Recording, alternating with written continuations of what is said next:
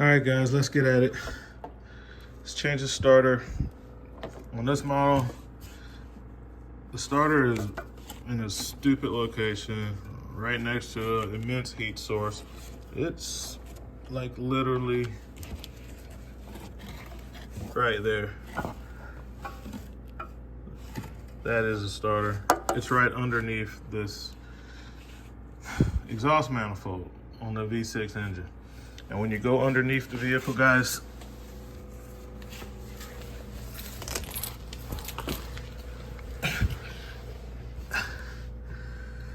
it's right there. Okay, so you can see the starter right here. And you got this manifold, this exhaust and everything. And at first when I looked at it, I was like, oh man, I'll have to take that off, but we should be able to loosen it up. I've already moved this little clip for this wiring harness. Once we get the wires out of the way, we can snake that starter right through this area right here. We'll have to move a couple of connectors. All right, so there's a couple connectors that will have to be moved, but for the most part, we will get it through this little opening. All right, so that's the plan. It's only two bolts. There's one right there and one up from it. Okay, so those are the two mounting bolts. The rest is just moving a few things out of the way. We'll start by disconnecting a battery cable.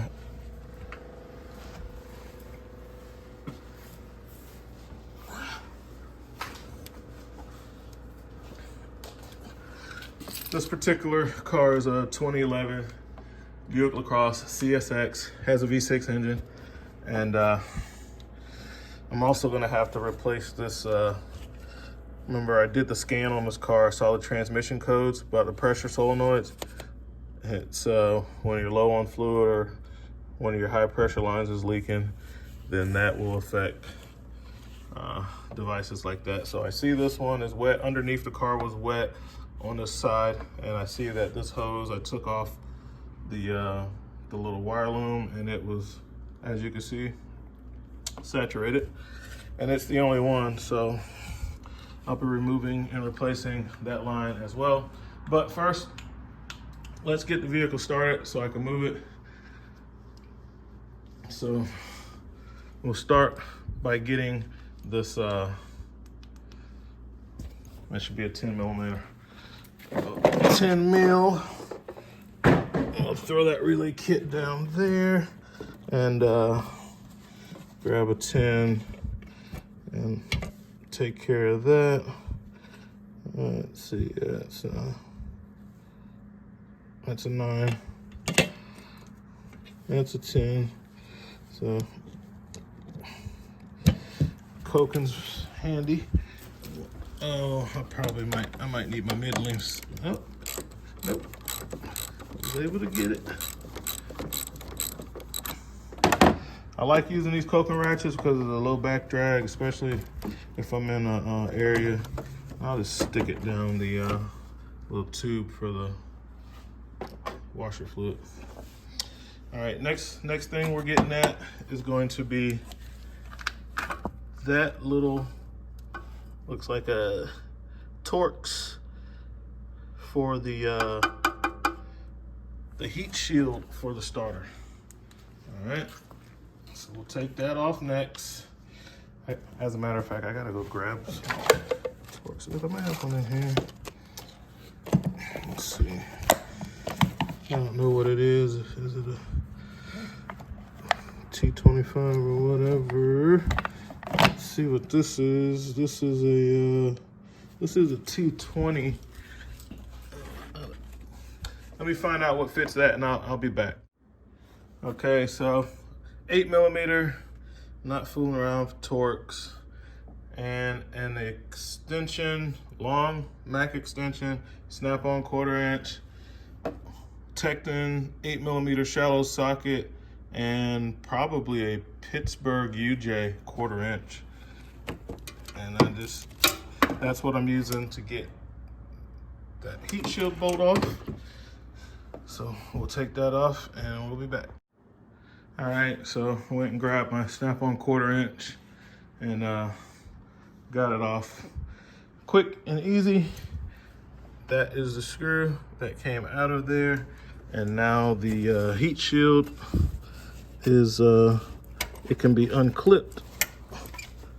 Oh, I gotta be careful with that because, oh good, the battery, no I don't, because the battery is disconnected.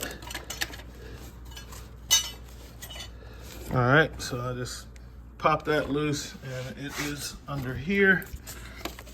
Flashlight I'm using, besides my Craftsman under the hood light, and a shower. And my dad he owns a lot of real estate, so he's always fixing stuff in his properties. And I seen a shower rod sitting over there, so I grabbed it to use as a prop because the hood struts on this, it only has 1 instead of 2. And when I added the weight of the light, it wasn't happy. So, yeah. There's a little button remote starter thing to test the motor. It does not test the solenoid for you. It only tells you if the motor will spin. It will not push out the Bendix. And okay, so there's my heat shield right there. Let's knock that down. Okay, got the heat shield.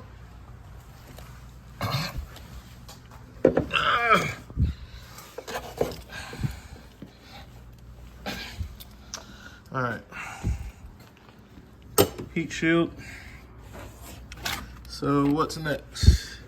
I'll just move that out of the way. And wipe up the solar transmission fluid. Mom's car. All right.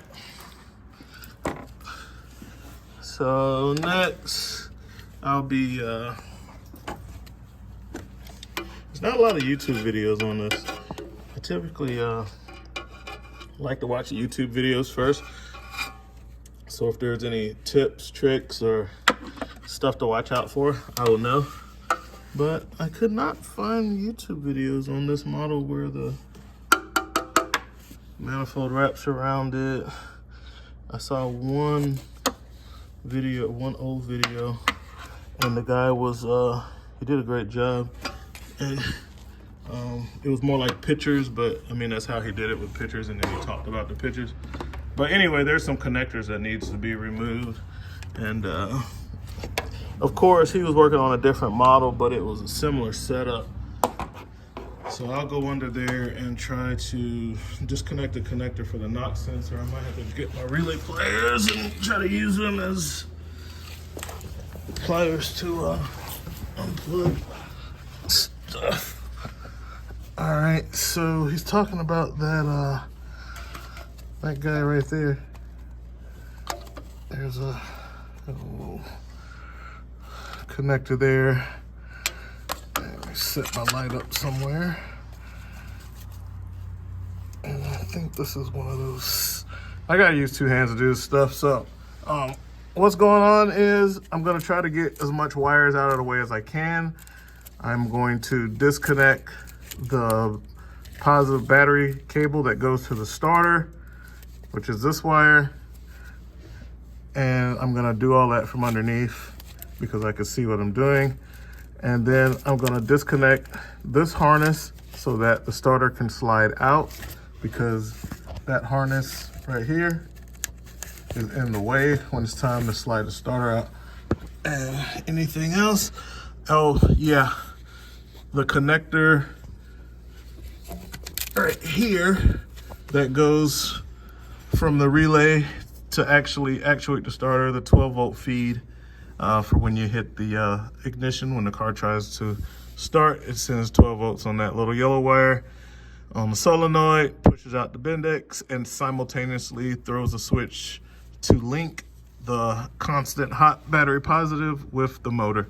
And then that baby roars to life.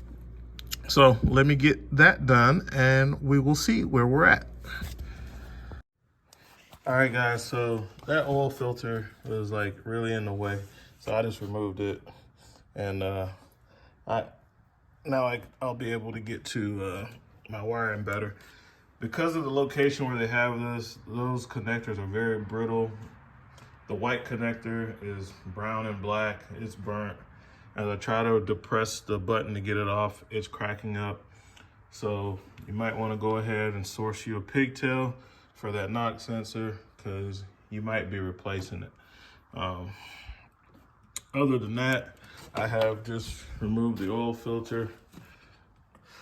I'll probably go ahead and change the oil after I get done with the starter. Since I got the oil filter off. And let's see what type of motor oil I have now.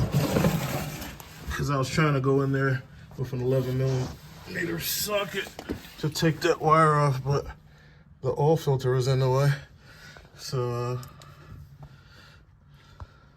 now that I have the oil filter out of the way, I'll see if I can come in and get that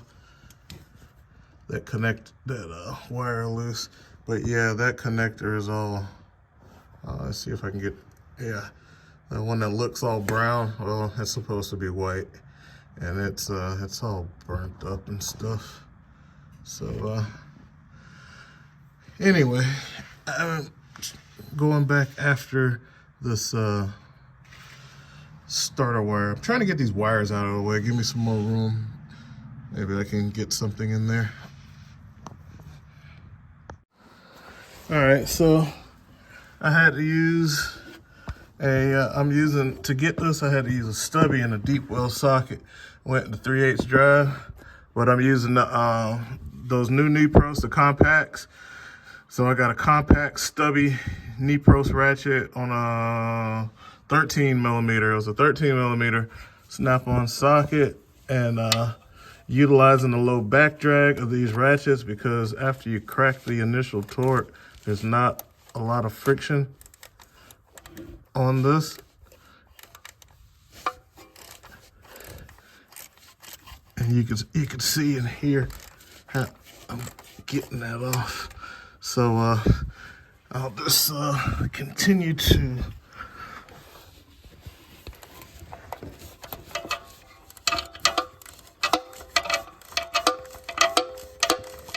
work this off, and then I'll pull that wire out. Oh well, finally got that connector out. I use Nipex, little small 5-inch Nipex pliers. It's just all dry rotted, corroded, it's crumbled, it's all tore up. I'll replace it. I will end up replacing this harness for that knock sensor. But nevertheless, it had to come out. Got the wire out too. That's for the starter. And now there's nothing else connected to the starter except one more little harness, the one that I was telling you about that triggers the solenoid. So we'll take that off next and keep moving. See if it will cooperate. So it's gonna be hard for me to hold the camera and do this, so I'll pull it out and come back. All right, guys, so I went ahead and moved this, I think it's a 15mm bolt that holds this grounding strap on for this wiring harness. And once you move that, you got a lot of room. You got a nice little hole there to get that starter out of there. You can kind of like move this stuff out of the way out of the way, zip tie it out of the way if you have to. And you see you can get to that starter, which looks like it has a hole in the bottom of it. I mean, the starter's toast, so no worries. We'll get to the two little bolts, the mounting bolt, and get this thing out of here, man. Oh, I got the other connector out. Of course, half of it, the little tab broke on the way out, so I'll be replacing that as well. All right, so these starter bolts are gonna be pretty easy to get to. I'm just using my my Mac power ratchet with a couple of extensions and 15mm socket. I started with my mountain wrenches since I use the mountain wrenches 15 to take that ground strap loose, but oh, that's not good. Kind of got in the bind there, not paying attention. And I have a wobble on one of these, so as I get the bolt out, I'm angling down and avoiding this, what is this, power steering pump, so that it doesn't bind up like it did when I wasn't paying attention. But yeah, so they're not that long. And then the top one should be just as easy to hit. But like I said, if you want it to go on the other side of this exhaust pipe and use like a mountain wrench, that will work too. I just figured this would be a little faster for me to use my power ratchet. All right, sorry about the weird angles. You know, I'm trying to do this and film at the same time. All right. All right, so you can see that it's not that hard to get these out. So I'll take these out and start working the starter out. After that second bolt comes out, you just wiggle on this thing a little bit and break the seal, and it's ready to come out. And because we moved all the wires, it is very easy to get this out with a lot of control. You know, there it is, because see, there was nothing in the way, because the wires are in the way. You're not moving this, so you got to move the wires. So now the starter is out. And there it is. There it is. All right.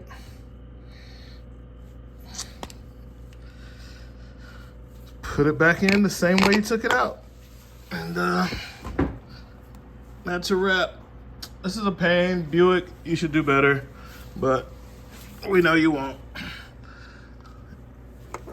It's just like,